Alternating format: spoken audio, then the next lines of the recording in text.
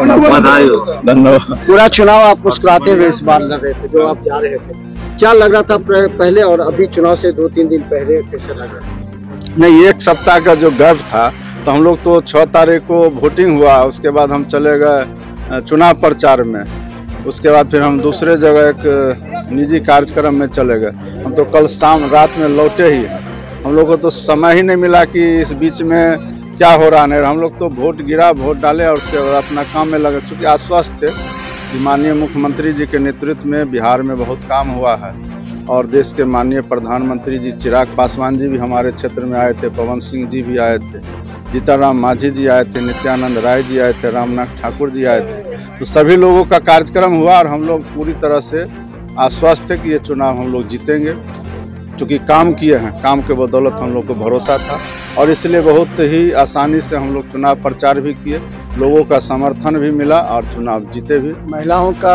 इस बार vote bank ज़्यादा था, 10,000 से रोजगार किए। हम जब गांव में घूमते थे आपके क्षेत्र में, तो कभी बकरी खरीदे, सिलाई मशीन खरीदे, तो क्या लगता है कि ये वोट बैंक का तो उद्देश्य भी था ना, जब महिला को मजबूत करना है, आर्थिक रूप से रोजगार से जोड़ना है, तो फिर छोटा रोजगार हो कि बड़ा हो, इसी तरह धीरे धीरे प्रगति करेगा और हर परिवार मजबूत होगा। आर्थिक रूप से जब मजबूत होगा तो फिर लोग दूसरे क्षेत्र में भी मजबूत होंगे। जब तक आर्थिक रूप से महिलाएं सशक्त नहीं होंगी तब तक उनका विकास नहीं हो सकता, उनके परिवार का विकास नहीं हो सकता। बच्चे पढ़ लिख करके जो स्थान पाना चाहते उन्हें कर सकते।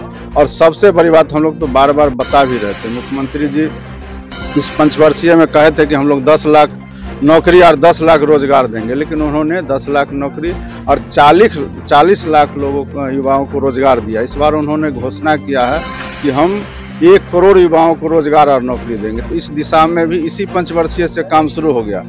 बिहार के विभिन्न जिला में अभी उन्होंने जमीन सरकारी राशि से खरीदी है, उसमें दरभंगा में भी आपको बहादुरपुर विधानसभा में 385 एकड़ जमीन खरीदे हैं और उनका शर्त है कि जो उद्योगपति उद्योग लगाएंगे उनको हम मुफ्त में जमीन देंगे। शर्त ये है कि हमारे यहाँ के युवाओं को वो उसमें रोजगार दे। तो ये अच्छा है और इसका लाभ जरूर। इस बार क्या मुद्दा रहेगा अगले 5 साल में, कौन कौन से काम ऐसे बाकी रहेंगे? युवा के लिए तो हमेशा रहा है, युवा, महिला और जो भी गरीब तबका है, या यहाँ विधि व्यवस्था सब दिन से रहा है मुख्यमंत्री जी का, तो ये सबसे पहला शर्त ही है। घर पर तलबे रहे हैं तो हम बता दें कि हमारे साथ देखिए मंत्री मदन सहनी रहे हैं और देखिए मदन सहनी बड़ी मुस्कुराते इस बार चुनाव को इजी ले रहे थे, पहले से ही हम आपको बता रहे थे, क्योंकि इनके पीछे 2 था। एक तो महिलाओं का पूरी तरह से सहयोग था, जिन महिलाओं ने वोट डाला इसलिए कि उनको रोजगार मिला। देखिए 10,000 रुपया से अगर कोई दुकान करती है, कोई बकरी खरीदी, सिलाई मशीन खरीदी, वो महिला पूरी तरह वोट डाली। इसके अलावा हमने कहा था चिराग पासवान का जो फैक्टर था पिछले चुनाव में, वो फैक्टर काम किया और वो भी इनके सपोर्ट में रहा, जिससे निश्चित तौर पर मदन सहनी को फायदा पहुंचा और इस बार चुनाव में वो ज्यादा मतों से इस बार चुनाव जीत गए हैं। बिहार मिसाल न्यूज का यहाँ भी एग्जिट पोल में हमने कहा था कि मदन सहनी 5,000 से चुनाव जीत रहे हैं और देखिए इस बार भी चुनाव मदन सहनी जीत गए। देख रहे बिहार मिसाल न्यूज यूट्यूब पे सब्सक्राइब कीजिए, क्योंकि हमारा एग्जिट पोल भी हमेशा सही रहता है।